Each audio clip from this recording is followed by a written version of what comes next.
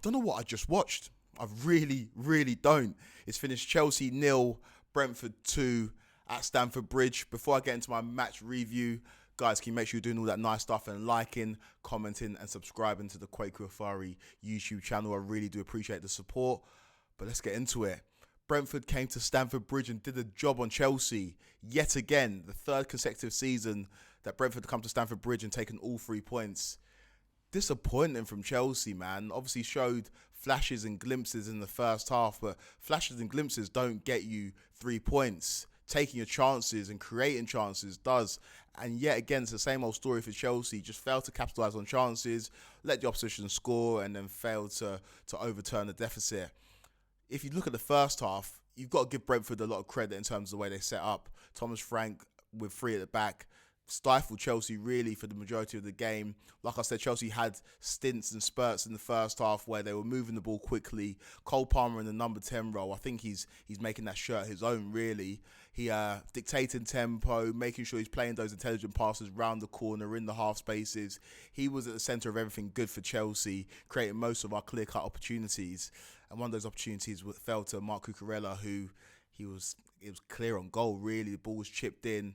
Cucurella at the back post and he hit it right at the keeper.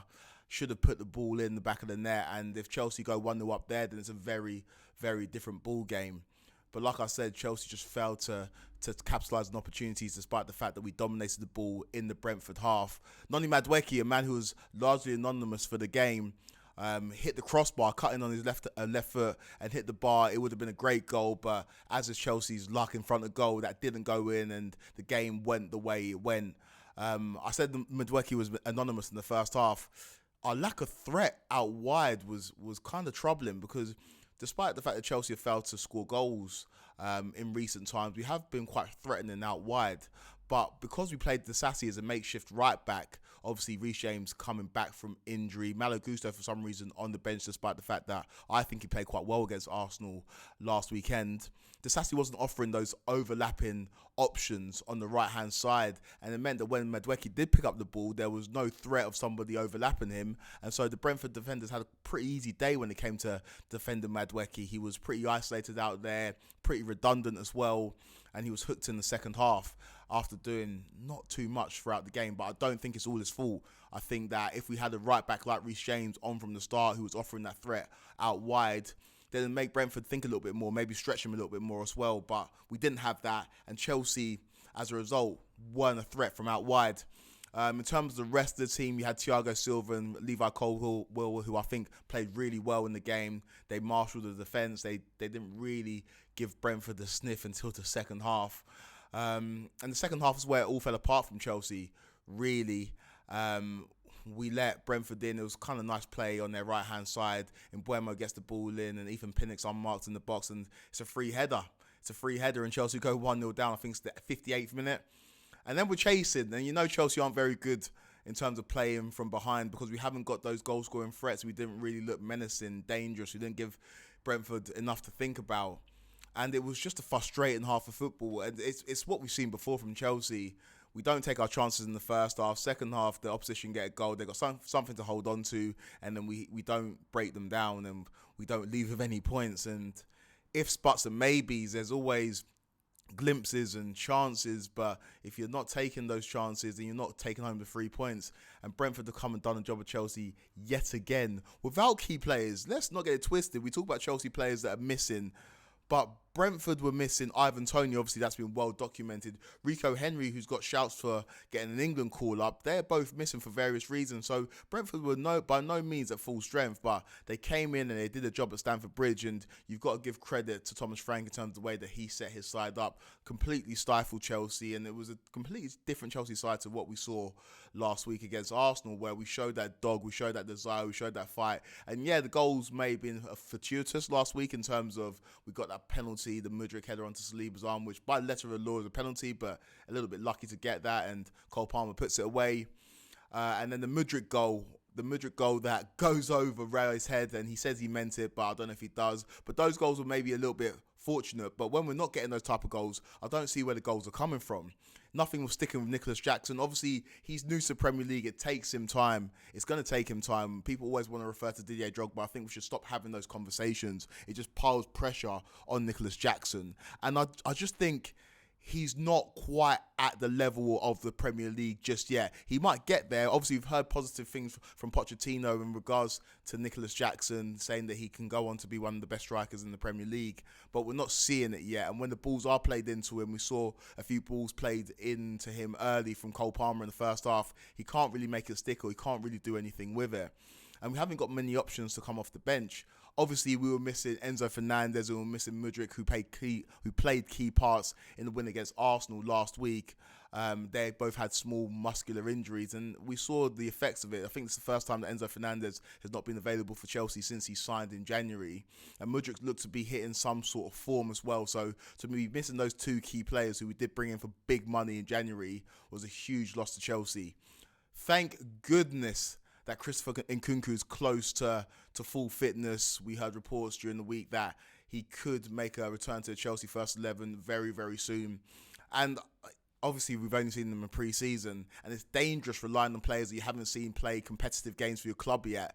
But we signed Nkunku to solve these goal-scoring issues. Obviously, he scored a lot of goals in Bundesliga last season. He's a man that is a little bit more clinical than our current strikers when he's in front of goal. So hopefully, with his return pending, we can look to something, or look to a player that's a bit more definite, a bit more incisive, a bit more clinical in front of goal in Christopher Nkunku, who we saw did that in pre-season and linked up quite well with Nicholas Jackson in pre-season.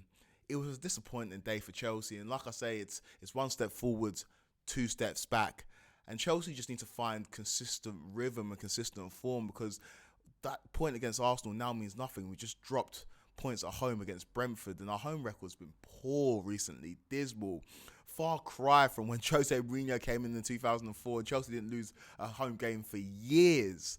It was difficult to come to Stamford Bridge and get anything. We're quite easy to play against sometimes at Stamford Bridge, and if a team comes with a plan and the manager comes with some tactics that he knows can stifle Chelsea's defence, Chelsea's attack, Chelsea's midfield, then we're going to be in problems. And I don't know. I'm very disappointed. I don't want to come on and create content where I'm slamming Chelsea after a loss, especially where I was so full of praise for the side after the win. But I want to see more progress with this side, especially with the tough fixtures on the horizon. I want to see us playing and consistently winning games that we should be winning. It's 12:30 against Brentford. Everybody's watching. It's the first game of the weekend. Well, Spurs played yesterday, but it's the first game of the actual weekend in terms of Saturday and Sunday fixtures. And Chelsea put up a stinker against Brentford. I'm getting roasted in group chats. I'm getting rinsed on WhatsApp. I can't open my phone. And so, yeah, it's disappointing. Obviously, I couldn't be at the game, which is even more disappointing. When I watch Chelsea, if I'm at the game and I'm watching it live-o, I can assess it a little bit better. I'm a little bit less emotional in terms of my assessment of the game. But when I'm watching it at home, I feel pretty helpless. And, yeah, it wasn't a great performance from Chelsea, and it wasn't a great start to the weekend. Now I've got to watch our rivals and hope that they don't turn up. One thing I did want to note as well, during the game, Thiago Silva had a chance where the corner came in, he flicked on, and he was expecting somebody to be at the back post. And Thiago Silva, obviously, he's a leader and he will shout when he needs to shout, but I've never seen him so demonstrative in terms of his disgust at the fact that nobody was at the back post gambling, trying to run onto it. And that just epitomises where Chelsea are at right now. Chelsea don't have a clear striker, and as a result of that, we are wasting opportunities. And if you don't take your opportunities and you don't score goals, you leave the game open, and that's what we did. And Brentford, to their credit, took their chances, and Mbeumo was very effective for them. Obviously got a goal, got an assist. Feel sorry for Neil Mopé. Brentford's second goal comes from a break. Robert Sanchez is up for the corner, so the goal's empty. They're on the break. Neil Mopé's got the ball, he's running. Looks like he's going to score his first goal in an eternity, and he gets chased down by Sanchez. The ball ends up falling to Mbeumo, who puts it into an empty net. And that's all she wrote for Chelsea. That's all she wrote for this weekend of football for me. Obviously, the Manchester derby's coming up tomorrow. I've got some interviews to do, and I'm going to sit in the pub and watch that and pray for a good game, because when it comes to football this weekend, I'm kind of written off. But I would love to know what you guys thought of the game. Let me know in the comments below. Am I being too harsh? Is there positives to take from the game? I didn't really see many apart from Cole Palmer, but I'd like to know what you guys think. Make sure you're liking, commenting, subscribing to the content. I'll be back with more videos very, very soon.